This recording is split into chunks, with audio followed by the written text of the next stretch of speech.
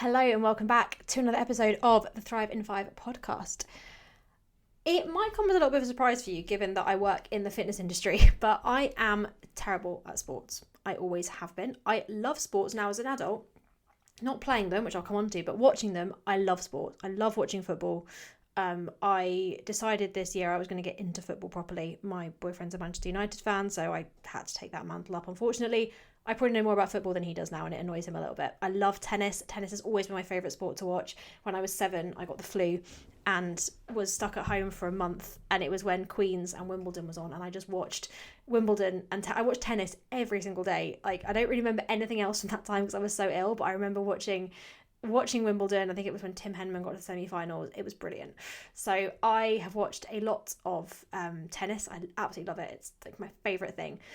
I love watching sport of all sorts. Not a big rugby fan though, I'll be honest. But apart from that, I love all sports. But I am really, really bad at them. I always have been.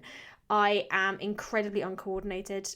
My boyfriend reckons I have dyspraxia. I'm not sure. I think I'm just really uncoordinated. My body, my physical awareness is quite low, I think it's fair to say. I'm really bad at catching and throwing. I have really bad hand-eye coordination in general. And a lot of this goes back, this dislike of sports, if I'm honest, goes back to being at school and being a chubby kid. I always felt big. My mum really encouraged me and my sister when we were little to like go and do activities after school and stuff. We did like horse riding. I played a lot of musical instruments, which was always a safe place for me. I loved music, singing, playing the violin, piano. I loved that stuff. But when I used to go swimming after school, and that was always a bit of a reminder of how chubby I was. You know, when you're around other kids in a swimming costume, it's uncomfortable. And I always felt big, if I'm honest. I always felt big at school. I was tall for my age. I went through puberty very early. I have been the height I am now, 5'7", since I was 10. So I've always felt big.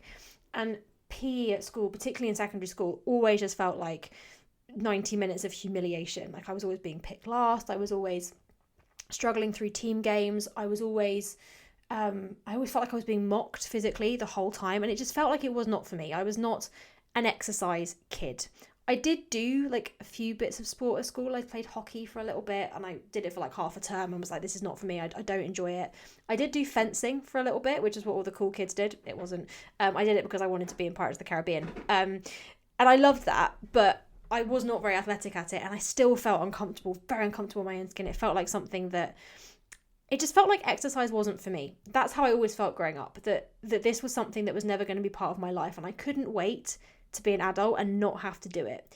And because PE at school and humiliation in a swimming costume and all of that was my introduction to movement, I assumed that I'd never enjoy exercise, that I just wasn't a sporty person, that I'd never be consistent with it.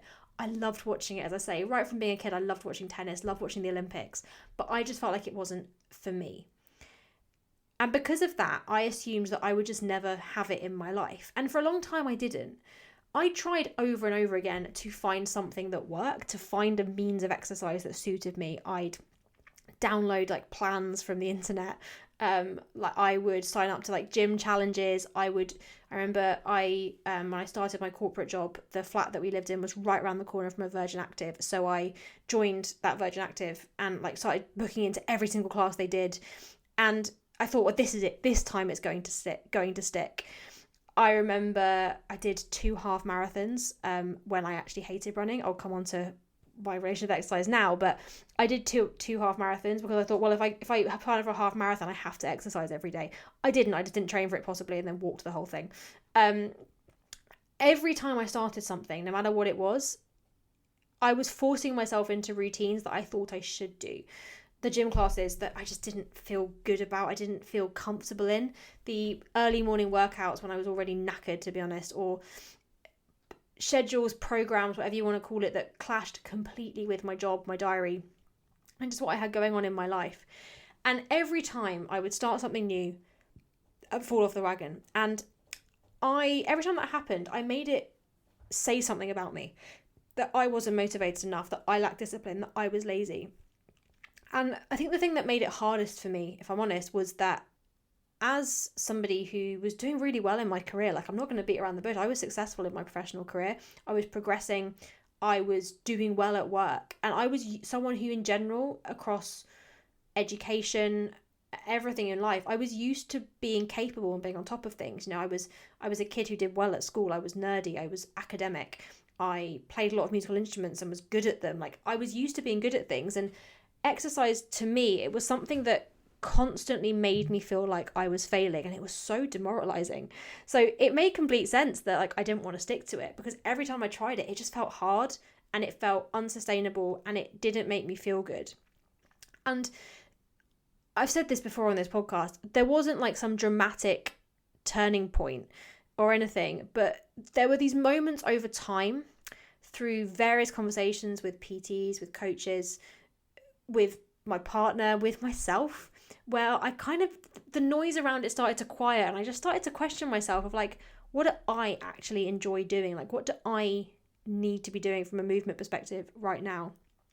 And I stopped trying to do what I saw other people doing and started instead thinking about what I wanted to do. And for me, that was lifting weights in the gym. That was what I wanted to do. I didn't want to get sweaty. I hated getting red and sweaty and out of breath.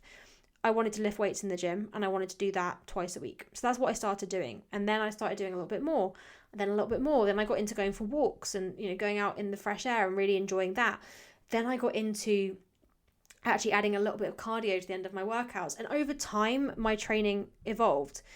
And eventually, I reached a point where I could be a bit more playful with my training. And to be honest, that's the point that I'm at now. I thought at the time that I hated exercise. I just hated the exercise that I was doing in reality. And because I spent that time working on what I wanted to do, I've now reached the place with exercise that I'm at now, which is I'm much more experimental and playful, and I'll try things. I said before that I did a half marathon even though I hated running. I now love running. Running is one of my favourite things to do because I've found a way of doing it that takes the pressure off. I don't train to run like a long distance. I might do a half marathon at some point in the future, but for now I just enjoy going out for a run in the fresh air and using it as a chance to switch off and listen to some great music. I still lift weights in the gym. I do a mixture of strength work but also kind of functional training, working on my kind of conditioning and cardiac fitness, which I really enjoy. I'm also doing a lot of skills-based work and building up my mobility and my flexibility, which is really cool. I have started doing a Pilates class, which is great fun. I really enjoy it. I am terrible at it, but one thing that I've noticed through doing the Pilates class and also starting to learn to play tennis, I'm terrible at it, is the more that I've been more playful with my movement and I found what works for me in terms of a routine and a structure, the more okay I am with being bad at it.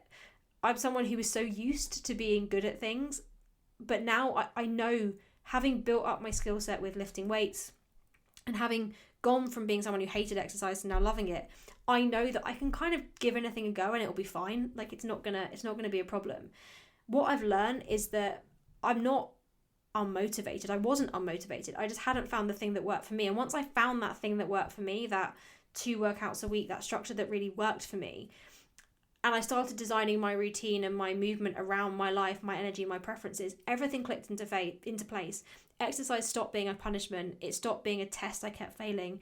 It became something that supported me, that helped me manage stress, that gave me energy, that felt like me. And from that, it's unlocked this curiosity about exercise and this excitement about movement that I have now. And it's led me to the place where I now do this. I do this for a job. I help people exercise. And if you'd asked anybody who I went to school with, if they'd have thought back when I was like the last person to finish the 1500 meters at school because I couldn't breathe, or back when I was faking a period for like 3 months so I didn't have to do school swimming, if they'd have thought I'd end up in the fitness industry, they would have laughed in your face, because I was the least likely person to do this. But here I am. It just goes to show, when you find exercise that works for you, anything is possible. And if you're feeling like that right now, if you're listening to this episode being like, that's great, Amy, but I don't know what exercise is right for me. If you're sitting there thinking like, well, I just keep starting and failing, I keep falling off the wagon, I feel like I'm the problem, I want you to know that it's not you. You just might be trying to follow a plan and a structure and a means of exercising that was never designed for your life. That is why I have built something new, something that I wish I'd had back then, to be honest. It's a free resource, so nothing expected, that's going to help you figure out your approach to exercise and what the right thing is for you. It's coming really, really soon. Keep an eye on my Instagram. The link is in the episode description to have an eye on my Instagram. I'll be talking about it more this week. It's going to be going live very soon. And yeah, I'm really excited about it. I'll catch you tomorrow.